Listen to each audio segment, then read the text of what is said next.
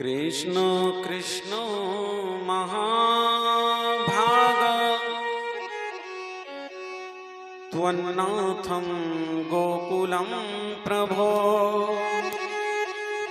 त्रातुर्महंसि देवानां कुपिता भक्तवत्सलः।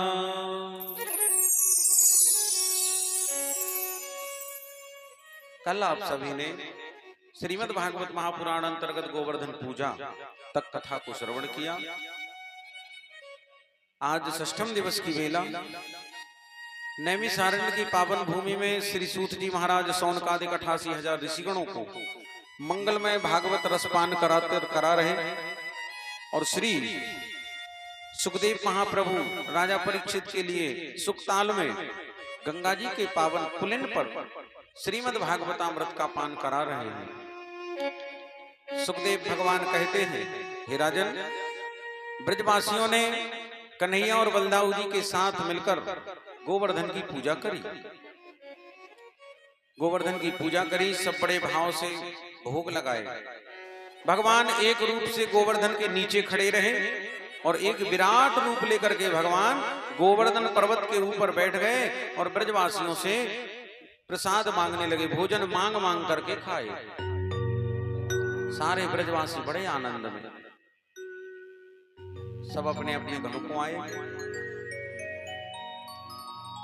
इधर इंद्र ने देवताओं से कहा कि देखो तो इस बार ब्रजवासियों ने हमारी पूजा क्यों नहीं की, हमारा यज्ञ क्यों नहीं किया,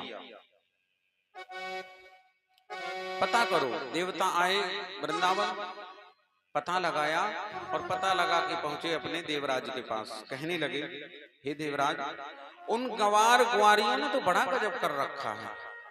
किसी एक कन्हैया नाम के ग्वाल के कहने से उन सब गवार ब्रजवासियों ने एक पहाड़, एक पर्वत गोवर्धन नाम का, उसकी पूजा कर डाली। इंद्र कुपित हो गया और इंद्र ने मेघों को आदेश दिया, देवों को आदेश दिया कि जाओ ब्रज में इतना बरसो, सारे ब्रज को नष्ट कर दो, वृंदावन को बहा दो। ज्यों आदेश मिला, सुखदेव महाप्रभु कह रहे हैं, राजन, विद्योतमाना विद्युद्वी स्तनन्तः स्तनयोग्नुभिः तीव्रे मरुदगणैर्नुनन्ना पाव्रसु जल सर्कराः। वृंदावन में बिजलियां चमकने लगी, बिजलियां तड़कने लगी, भयंकर आवाजें होने लगी। तीव्र आंधी के साथ जल की कड़ी बूंदें और ओलों की वर्षा होने लगी। स्थूला स्थूला वर्षधारा मंजत्वीक्षण सह, खंभों की तरह मोटी मोटी जल की धारा बरसने लगी। चारों तरफ पानी ही पानी दिखाई देने लगा। तब सारे ब्रजवासी ही गोपा गोपेश सीतारता गोविंदम शरणम ययो, सारे ब्रजवासियों ने दौड़ लगाई भगवान श्री कृष्ण की शरण में। कहने लगे, हे कृष्ण, हे यादव, हे माधव, कृष्ण कृष्ण महाभाग त्वन्नाथं गोकुलं प्रभो त्रातुर्महंसि देवानां कुपितः भक्तवत्सला। हे कृष्ण, हे यादव, हे माधव, हमारी रक्षा करो, रक्षा करो। आप ही ब्रज के मालिक हो, भक्त वत्सल हो, इन देवताओं से हमारी रक्षा करो। कन्हैया कहने लगे, कहा हुआ, कहा बात है, तुम सब काहे को चिल्लाते हुए आ रहे हो? ब्रजवासी बोले, अरे कन्हैया, तो मालूम नहीं? अरे नेक, बाहर निकल के तो देख, लगता है वृंदावन बचने वाला नहीं है और हम सब भी नहीं बचेंगे। दारी के तेने हमसे इंद्र की जगह गोवर्धन की पूजा कराई, अब बता इंद्र से कौन रक्षा करेगा? तेने पूजा कराई, तई रक्षा कर, तई हम सबको बचा। कन्हैया कहने लगे, वाह ब्रजवासियों, कहा हमने अपनी पूजा थोड़ी कराई जो हम बचाएं, हमने क्या अपनी पूजा कराई। सारे ब्रजवासी उदास हो गए, रोने लगे। कन्हैया ऐसो तो मत बोल, अब संकट की घड़ी में तू ही तो हमारो है, और कौन है बता। कन्हैया बोले, तो ऐसे बोलो ना, तुम चिंता नहीं करो, जाने पूजा कराई है वही रक्षा करेगो। चलो सब गोवर्धन। बैलगाड़ियों में खाने पीने का सामान भरा, राशन आदि, अपनी गायों को अपने बछड़ों को लिया। सारे ब्रजवासी कन्हैया बलदाऊ जी के साथ गोवर्धन पहुंच गए। कन्हैया बोले समस्त ब्रजवासियों से, रे ब्रजवासियों अपने नेत्र बंद करो। सबने अपने अपने नेत्र बंद करे और भगवान गोविंद ने गिरिराज को उखाड़ा, पर्वत को, और उखाड़ करके भगवान ने अपनी कनिष्ठिका उंगली पर धारण कर लिया। जैसे कोई बालक छाता खोल करके खड़ा हो जाता है, ऐसे भगवान ने गोवर्धन उखाड़ के कनिष्ठिका उंगली पर धारण करके खड़े हो गए। बोलो गिरिराज धरण भगवान की। इत्यूत्वकेन हस्तेन कृत्वा गोवर्धनाचलम् दधार लीलया कृष्ण छत्राकमिव बालिकः। कन्हैया बोले ब्रजवासियों आ जाओ सब जाके नीचे। सारे ब्रजवासी गोवर्धन पर्वत के नीचे आ गए। बोलो भक्तवत्सल भगवान की जय। सबने अपने अपने गैयों को बांधा, बछड़ों को खड़ा किया, राशन सामग्री लाए थे, भोजन प्रसादी की व्यवस्था करने में लग गए। सब आनंद में हैं। एक दिन निकला, 2 दिन निकले, 3 दिन, 4 दिन, 5 दिन, 6 दिन। 6 दिन जब हुए तो एक दिन, छठवें दिन, गोपी और ग्वाल उन्होंने देखा कन्हैया को तो कहने लगे कि जुर्मिल के सब दे सहारो, वो गिर न जाए गोवर्धन भारो। ग्वालों ने कहा भगवान के सखाओं ने, एक काम करो अपन सब मिलके कन्हैया की मदद करो, काहे कि जो बहुत भारी है और 6 दिन हो गए, कुछ खाया पिया है नहीं, सोया है नहीं, ऐसा ना हो कि ये गोवर्धन पटक दे, हम सब दब जाएंगे। सखा बोले सब सहारो दो। गोपियां कहने लगी, रे ब्रजवासियों चा कारे कनुआ की कोई मदद ना करियो। काहे? बोले चोरी चोरी चोरी चोरी दधी माखन खायो, उसो सखी काम आज सब आयो। जाने खूब माखन चुरा चुरा के खायो, आज मूल सहित ब्याज भी निकल आयो। मूल तो निकला, ब्याज भी निकला, कोई जाके मदद ना करो। नंद बाबा ने देखा, देखो ये गिरवर गिर न जाए। नंद बाबा बोले, ए ब्रजवासियों देखो ये गिरिवर गिर न जाए, जो अति विशाल अति भारो है, जुर्मिल के या की मदद करो, जिए अवई उमर को बारो है। मैया से भी नहीं देखा गया, मैया खुद बोली, यशोदा मैया। यशोदा मैया यो कहने लगी, ए श्रीदामा मधुमंगल बिल्व मंगल मन सुखा सुनो। यशोदा मैया यूं कहने लगी, सब अपनी ताकत आजमाओ, मेरे कान्हा की मदद करो, सब लाठी लेकर लग जाओ। सब रे ब्रजवासी आ गए, कोई हल लिए, कोई मूसल लिए, कोई डंडा लिए, सबने अपने अपने तान के और गोवर्धन से टिका लिए। कन्हैया हटा उंगली, अपना हाथ हटा, हम सब साधे हैं। कन्हैया बोले, ना ब्रजवासियों हम तो साधे हैं, तुम आराम से रहो। मनसुखा कहने लगा, काहे रे तो हम पे भरोसा ना है का? अरे हम सब इतने जने होते हैं, अकेलो अपने आप को क्या समझ रहे हो? जी गोपियां ने देख के तो नहीं कर रहे हैं। श्रीदामा कहने लगो, हाँ मनसुखा तू सही कह रहा, ये कन्हैया है ही ऐसा, अपने आप को ही श्रेष्ठ दिखाता है कि मैं ही ताकतवर हूं। तो कहा हम सब कमजोर हैं, हम साध लेंगे। कन्हैया बोले तुमसे नहीं होगा। ब्रजवासी बोले कारे भरोसा ना, हम सब इतने जने हैं, हटा उंगली। हमने अपने अपने डंडा मूसल जो था लगा लिए, तू उंगली हटा, हाथ हटा, तू कुछ खा ले पी ले सो ले और इसके बाद फिर लगना। भगवान ने बहुत मना किया, नहीं मानते, बहुत मना किया, जिद करने लगे और भगवान ने जरा सी उंगली को टेढ़ा किया। जरा कितना? बोले सुई की नोक से भी कम। भ्रकुटी विलास सृष्टि लय होई। भगवान की जरा सी भ्रकुटी भी यदि टेढ़ी हो जाए तो प्रलय आ जाता है। और भगवान ने जब उंगली को टेढ़ा किया, गोवर्धन नीचे की तरफ धंसने लगा। अब सारे ब्रजवासियों के जो डंडे अंडे लिए थे सब टूटने फूटने लगे। ब्रजवासी चिल्लाए कन्हैया साध, दबे मरे दबे, चपे दबे,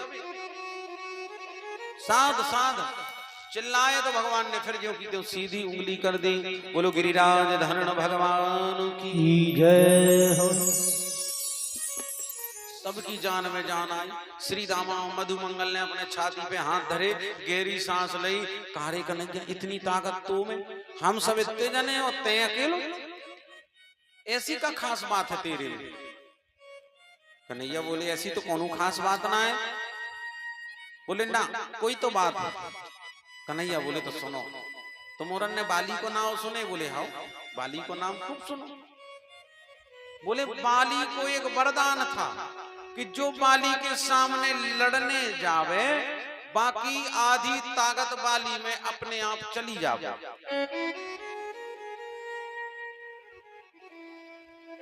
ऐसा बाली को वरदान था। कोई भी बाली के पास जाए, कोई भी बाली के पास जाए, बाकी आधी ताकत बाली में अपने आप ही चली जावे। सखा बोले हाँ कन्हैया सो तो है, बाली में तो ये वरदान था कि जो भी बाली से लड़ने जावे, बाकी आधी ताकत बाली में अपने आप ही चली जावे। बोले बस दो जगह ऐसी है जहां पे आधी ताकत अपने आप ही चली जाती है। दो जगह कौन सी? बोले एक था बाली और एक है घरवाली।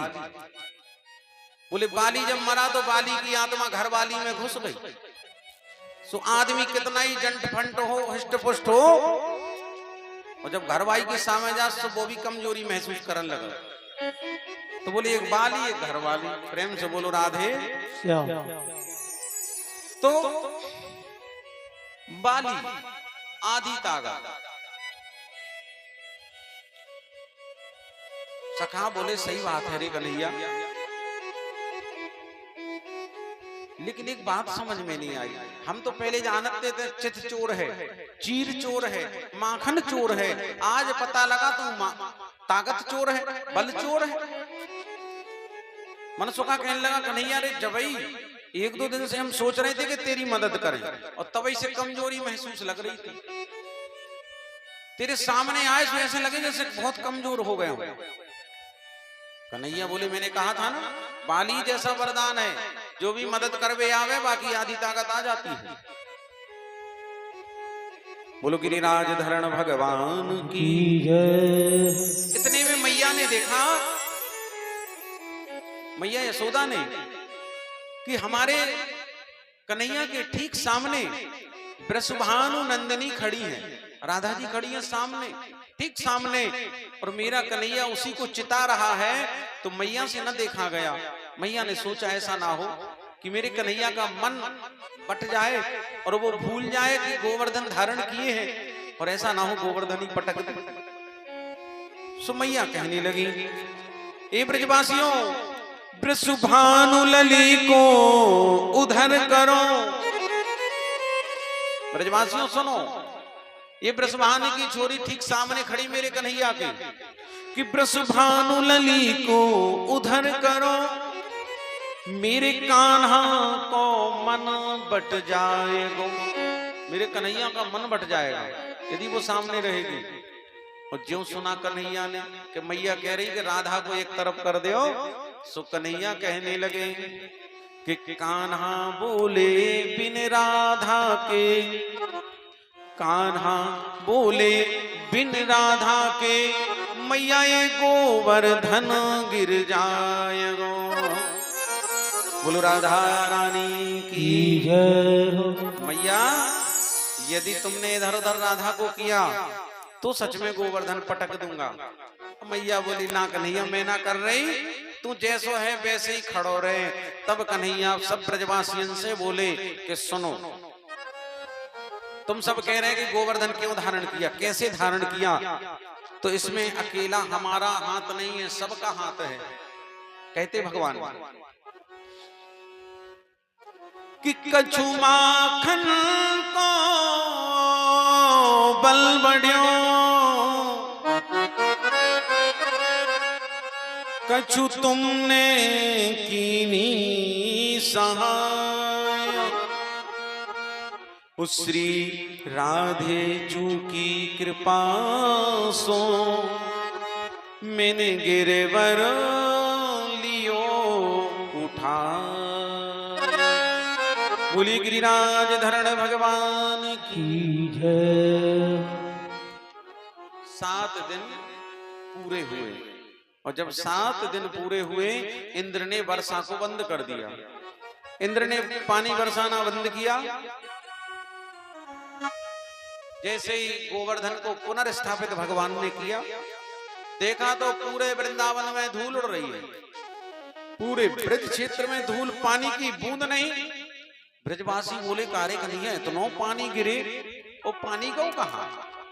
जमुना को देखा, जमुना में एक बूंद जल भी अतिरिक्त नहीं बढ़ा, नहीं तो जमुना में तो बाढ़ आ जाती। फिर वो इतना पानी बरसाया तो गया कहां। कन्हैया कहने लगे रे ब्रजवासियों, ये सब ब्राह्मण कृपा, ब्राह्मण कृपा से, ऋषि कृपा से ही ये संभव हो सका। कथा आती है, सुखदेव महाप्रभु कहते हैं राजन, त्रेता युग में भगवान, त्रेता युग में भगवान श्री राघवेंद्र सरकार का जब विवाह हुआ और विवाह के बाद जब जानकी जी आई तो जानकी जी का बड़ा भाव था कि प्रतिदिन एक ब्राह्मण को भोजन कराए। तो प्रभु से बोल दिया, प्रभु हमें रोज एक ब्राह्मण को न्योता दिया करो, हम अपने हाथ से भोजन बना करके उन्हें परोसूंगे। तो प्रभु श्री राम प्रतिदिन एक ब्राह्मण का निमंत्रण अपने यहाँ करते। जानकी जी बड़े भाव से भोजन बनाती, परोसती। ऐसे कई महीने गुजरे। एक दिन जानकी जी आई भगवान के पास, कहने लगी प्रभु इस अयोध्यापुरी में आपके राज्य में कोई ऐसा ब्राह्मण नहीं है जिसको मैं खिलाते खिलाते थक जाऊं और वो खाते खाते ना थके। क्योंकि जितने भी ब्राह्मण अब तक आए भोजन करने, तो किसी ने 4 चपाती, किसी ने 8 पूरी, किसी ने 12, 16, 20, बस इतनी कैपेसिटी वाले हैं। भगवान मुस्कुराए, कहने लगे हम व्यवस्था करेंगे, एक से एक है। जानकी जी चली गई और भगवान ने श्री अगस्त जी का, कुंभज नाम के ऋषि का आवाहन किया। कुंभज ऋषि, अगस्त ऋषि पधारे। भगवान ने यथोचित बड़ा स्वागत सत्कार किया, आसन दिया। जानकी जी से कहा कि देखो ये अगस्त जी हैं, ये भोजन करने के बड़े शौकीन हैं, इन्हें भाव से भोजन कराओ।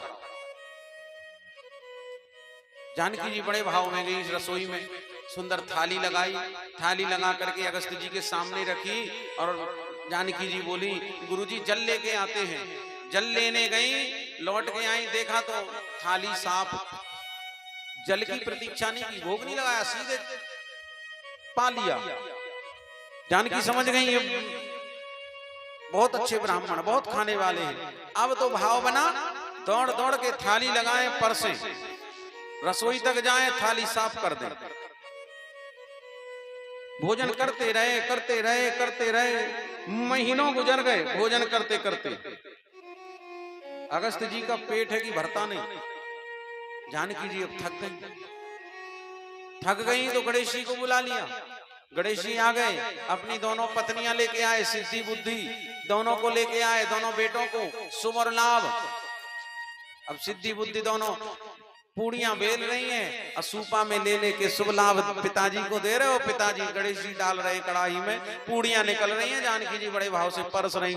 अब ऐसे फिर महीनों चला, अगस्त जी खाते ही गए, खाते गए, खाते गए, अंत हो गत्वा जानकी जी के सामने गणेश जी ने भी हाथ खड़े कर दिए, बोले माँ अब मेरे बस की बात नहीं है।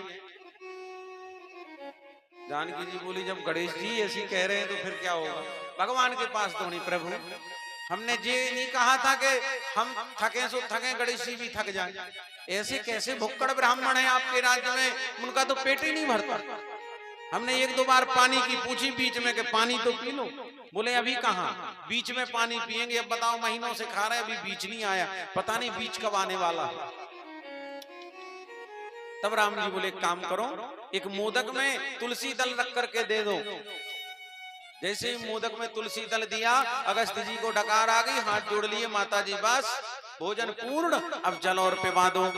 सुजानकी जी फिर घबरा गई कि जल, बताओ कितना भोजन किए, कितने महीने से खा रहे हैं, और भोजन के बाद यदि जल मांग रहे हैं तो जल सरयू जी में कम पड़ जाएगा। कितने भी इंजन रखवा दो, जनरेटर रखवा, पानी की पूर्ति नहीं कर पाएंगे। प्रभु के पास मांगी, प्रभु आए, हाथ जोड़े, प्रभु ने कहा मुनिवर हमने त्रेता युग में आपको भोजन पवाया है, द्वापर युग में आपको पानी पिलाएंगे, जल पिलाएंगे, आपका आवाहन करे आप आ जाना। तब अगस्त जी विदा लेकर चले गए।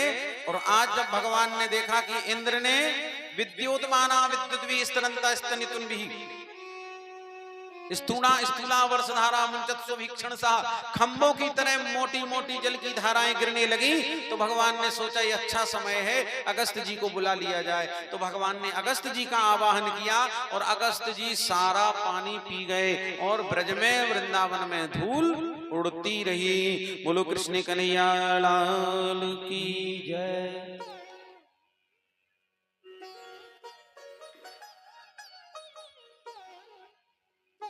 तो भगवान की ऐसी सुंदर लीला। इसके बाद भगवान का समस्त ब्रजवासियों ने अभिषेक किया कि गोवर्धने धृते शैल आसार रक्षिते ब्रजे गोलोकादा ब्रजत कृष्णं सुरभिः सक्र एव च। भगवान ने जब आंधी और पानी से बचाया, ब्रजवासियों ने अभिषेक किया। अभिषेक के बाद ब्रजवासियों ने बड़े भाव से भगवान की स्तुति करी। मैया यशोदा ने 56 प्रकार के भोग बनाए, व्यंजन बनाए और अपने कन्हैया को अपने हाथों से पवाए। 56 क्यों?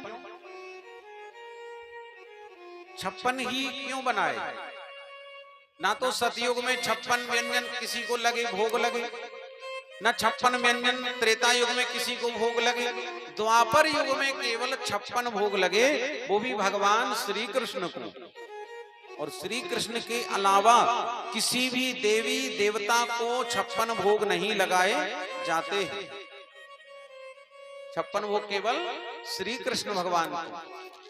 क्यों? क्योंकि भगवान गोविंद 8 बार खाते थे एक दिन में, दिन और रात 8 पहर होते हैं 24 घंटे में, 8 पहर, 4 दिन में 4 रात में। और भगवान गोविंद 8 पहर भोजन करते थे, 8 बार खाते थे। और 7 दिन 7 रात से कुछ खाया पिया नहीं।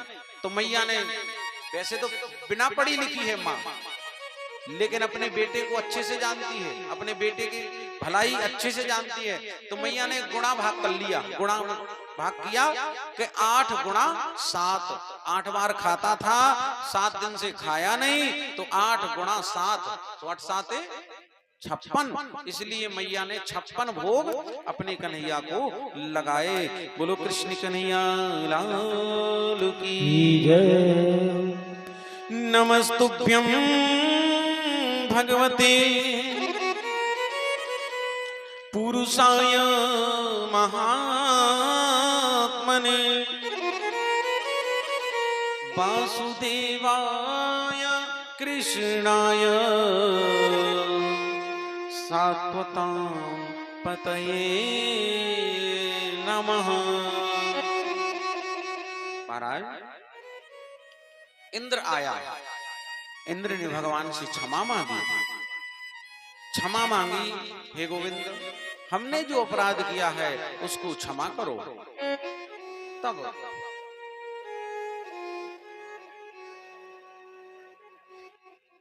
विद्यते हृदय ग्रंथि छिन्द्यन्ते सर्व संशयः क्षीयन्ते चास्य कर्माणि तस्मिन् दृष्टे परार्। महाराज भगवान ने इंद्र को क्षमा किया। सब ब्रजवासी अपने अपने घरंते आए और अब एक दिन सुखदेव महाप्रभु वर्णन कर रहे हैं। कहते हैं राजा सुनो। भगवान ने देखा शरद ऋतु आ गई, महाराज की इच्छा भगवान ने की। कहते सुखदेव जी भगवान पिता रात्रि शरदोत फुल्ल मल्लिका वीक्षरन्तुं मनश्चक्रे योग माया मुपाश्रिता।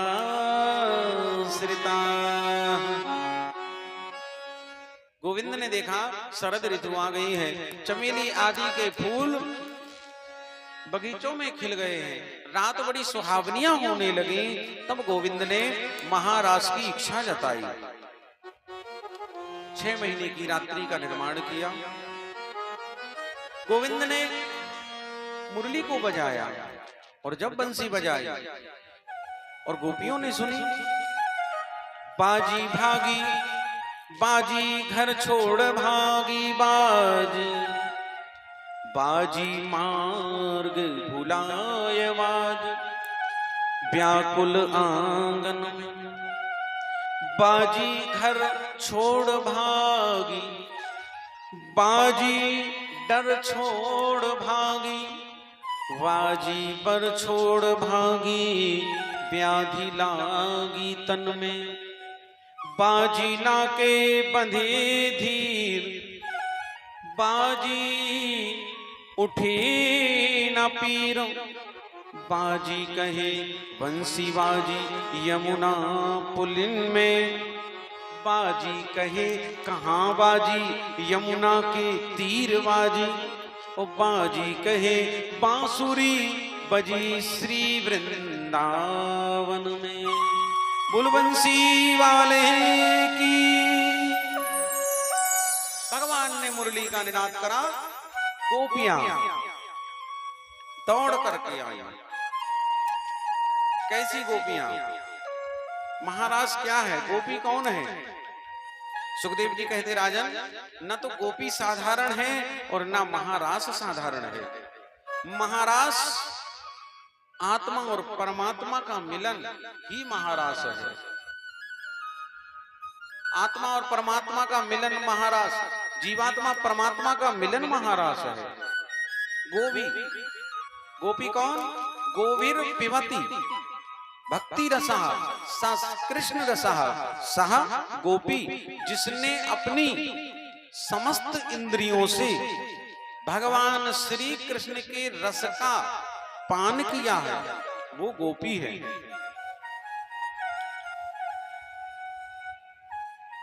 गोपी भाव, उनका हृदय बड़ा कोमल है। और भगवान, मैंने निवेदन किया था, भगवान कहते निर्मल मन जन सो मोहि पाव। और गोपियों का हृदय निर्मल है, बिल्कुल निर्मत्सर है। तो भगवान ने उन्हें महारास में प्रवेश दिया। बड़ा कोमल हृदय है।